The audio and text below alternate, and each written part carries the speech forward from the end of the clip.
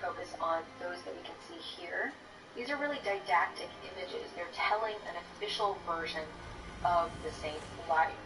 Now, the architectural framework here is another thing that's not really that similar to most of Giotto's work, but instead is more closely associated with the Roman school.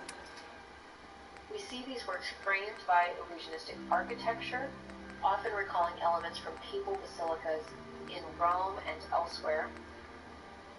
And if you look at the painted architectural frames surrounding the scene, especially here at the top, I've got a few minutes to browse. A bit of everything. Up the framework, it gives us a really good sense of exactly where the viewer is supposed to stand. They're painted perspectively.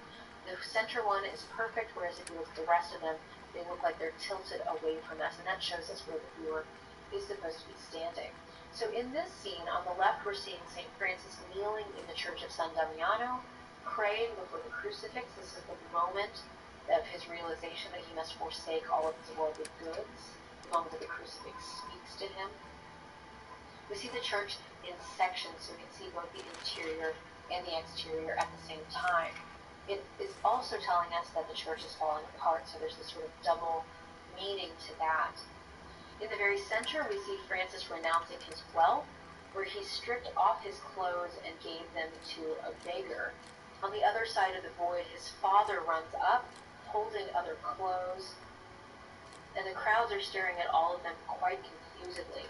And in the back of Francis here, we see a bishop who is covering up Francis's nakedness with his own cloak. And then on the far right, we see the dream of Pope Innocent, who was the Pope who confirmed the order of Francis. We see the Pope in his vestments, even while he's asleep, lying in his bed, and we're also able to see what he is dreaming. So his dream is showing Francis holding up the crumbling church of the Lateran, the cathedral in Rome, which was also the seat of the Pope. So there's an explicit connection made here between the Pope who confirms the order and Francis's identity as a second Christ. The inscription associated with the scene, we see the Pope saying, "Truly this is he who by his work and teaching shall sustain the Church of Christ," and that's meant literally and also figuratively here. So now I'd like to show you another work of Giotto's that's more securely attributed to him. We'll be moving from Assisi down here in the Papal States up to the city of Padua, which is in the region associated with Venice.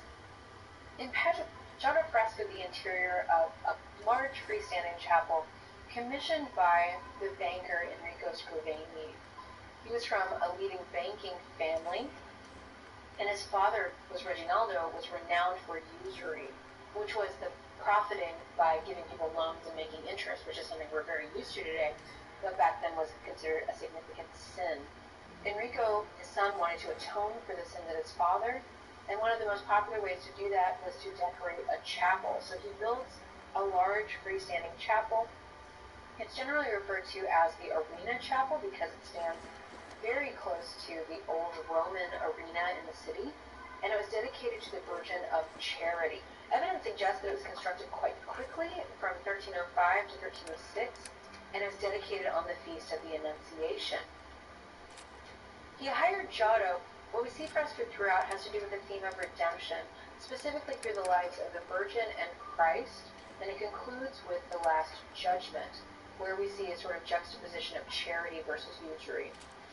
The whole cycle begins with this image of God, which we see here on a wooden panel. It sort of acted like a door and may have been used in some plays. Everything I got here to keep you safe. Right. And down below, Let's see what you have. this panel of God, we see the angel Gabriel on the left, who has come to the Virgin Mary to announce that she will become pregnant with the Son of God. Each image in the chapel is very carefully worked out to utilize the available space. And throughout the chapel, Giotto uses two-point perspective consistently in order to unify the space as a whole. For time's sake, we're going to focus just on a couple of scenes from the life of Christ, and specifically we'll be looking at scenes associated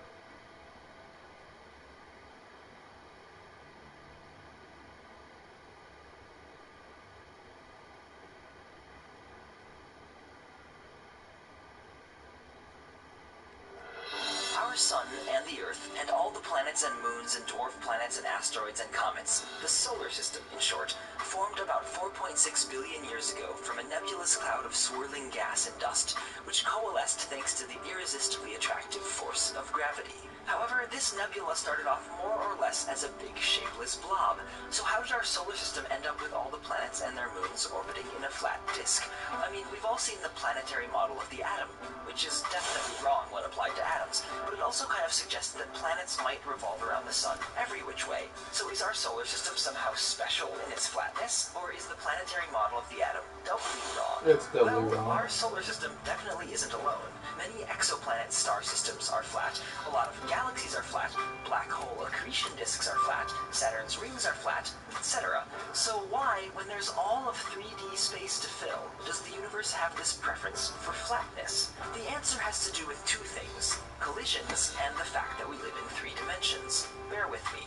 Anytime a bunch of objects held together by gravity are zooming and circling around, their individual paths are nearly impossible to predict, and yet collected together they have a single total amount that they spin about their center of mass. It may be hard to figure out exactly what direction that rotation is in, but the mathematics implies there must be some plane in which the cloud, taken as a whole, spins. Now, in 2 dimensions, a cloud of particles rotating in a plane is flat by definition. It's in 2 dimensions. But in 3 dimensions, even though the rotation of the cloud is given by one plane, particles can whiz around far up and down from that plane. As the particles bump into each other, all the up and down motion tends to cancel out. It's energy loss in crashing and clumping. Yet the whole mass must continue spinning inexorably, because in our universe, the total amount of spinning in any isolated system always stays the same. So over time, through collisions and crashes, the cloud loses its loft and flattens into a spinning, roughly 2-dimensional disk shape, like a solar system or a spiral galaxy. However, in 4 spatial dimensions, the math works out such that there can be 2 separate and complementary planes of rotation, which is both really hard for our 3D thinking brains to picture, and also means there's no up and down direction in which particles lose energy by collisions.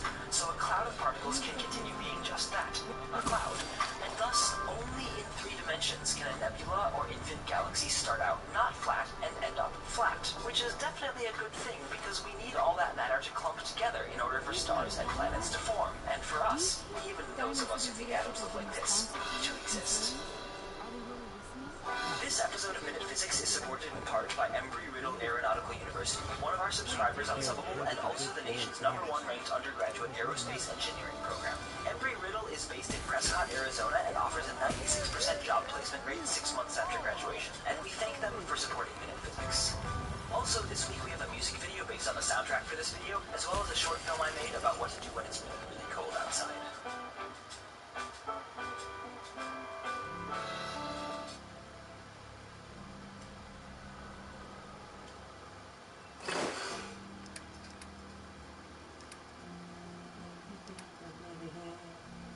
Worry, worry, worry, worry.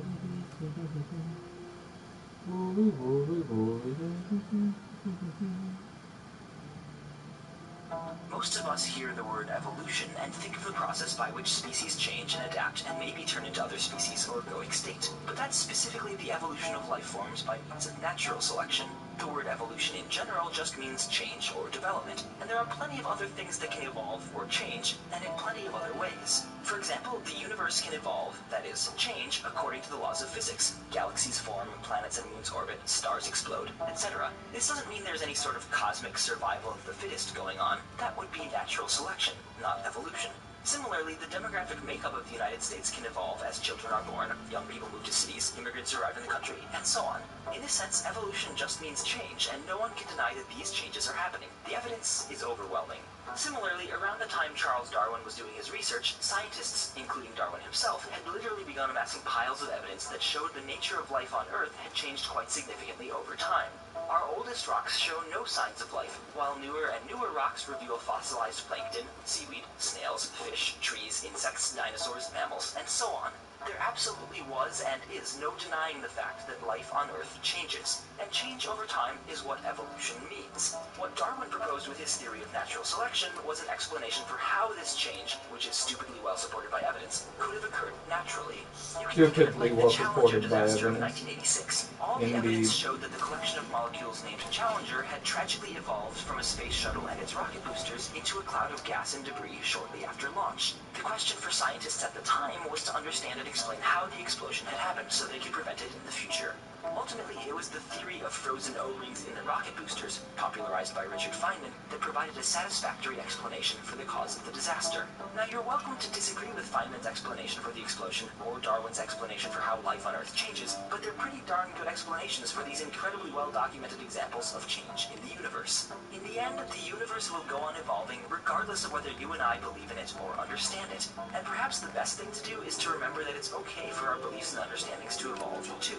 That's part of life, and it's the way of science. This episode of Minute Physics is supported by Audible.com, the leading provider of audiobooks across all types of literature, including...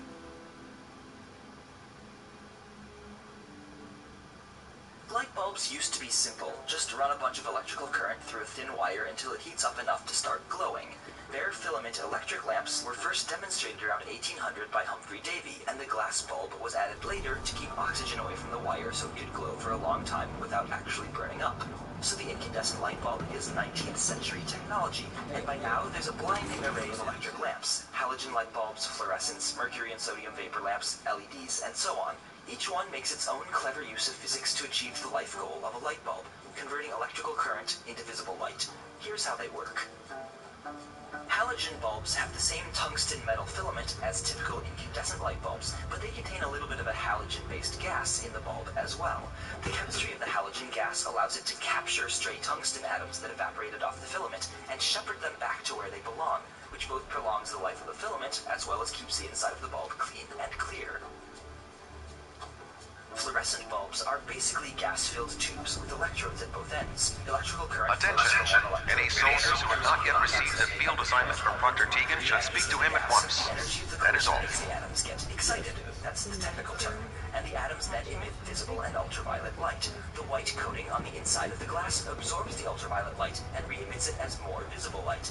This process is called fluorescence and is the namesake of the bulbs. Because the coating stops the UV light, it also keeps the bulbs from giving you cancer, unless that's what you want, in which case you use a tanning bulb. That Salisbury State is mine. Sodium, mercury, and metal halide vapor lamps, which are commonly used for lighting streets, warehouses, I was running gymnasiums, and low other and large didn't want to areas, draw are any more also tubes samples. that run Here's some electrical tap. current through I a really gas. appreciate The gas it. As itself soon as I emits make mainly visible light, so these bulbs Scribe don't and need write. a fluorescent Have you coating. collected any blood samples, Ned? Finally, LEDs are also like fluorescent light bulbs, except replace the gas with a tiny crystal of semiconducting gallium and throw away the bulb. So, not like fluorescent bulbs. But seriously, the semiconductor has two layers, one of which provides excited electrons with lots of energy, while the other provides a place for the electrons to go and relax. And that is the technical term. Thanks to you, All you need I is an hope to electrical fend current off to the transport constant electrons demands from for the party side technical to the spa side, where they release the energy of their excitement as light. Voila! I a found some light-emitting technical diode, documents for you. perfect for Ah, human good. parties. I was beginning to run out of materials to study. This Here video is a is brought cat. to you in part by Audible.com, Remember, the leading provider of common audiobooks is across all check types of every literature, building you- including fiction, nonfiction, and periodicals. If you go to audible.com/minutephysics, you can try Audible out by downloading a free audiobook of your choice, like Tesla, Inventor of the Electrical Age by W. Bernard Carlson, which chronicles the rise and fall of one of the pioneers of commercial electricity and his brilliant knack for public relations. Again, thanks to Audible for helping me continue to make these videos, and for giving you a free audiobook at audible.com/minutephysics.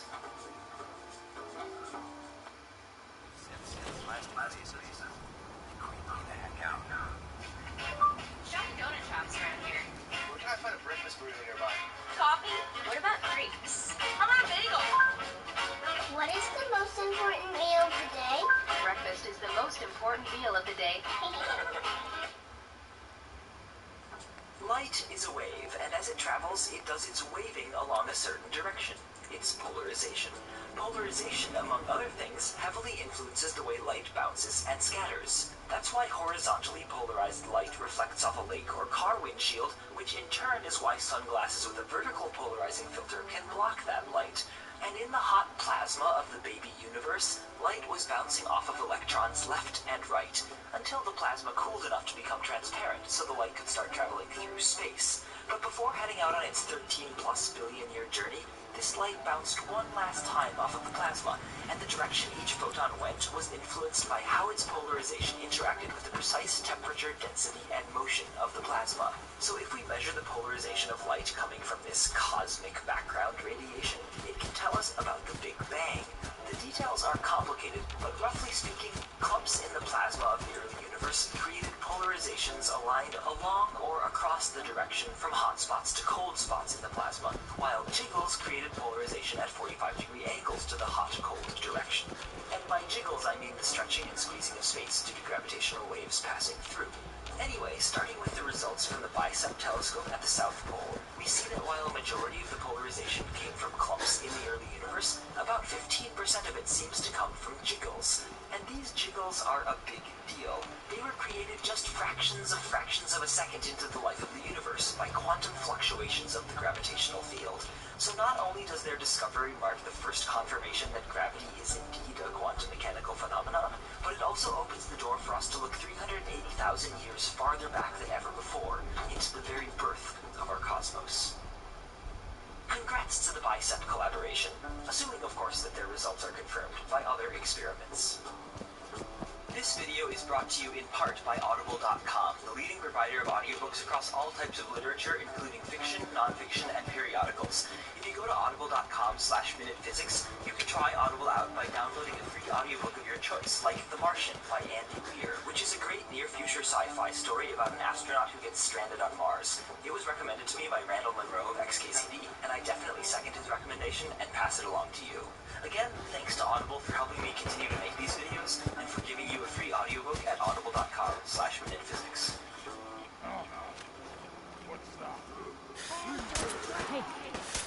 Relativity, the idea that everything is relative, right?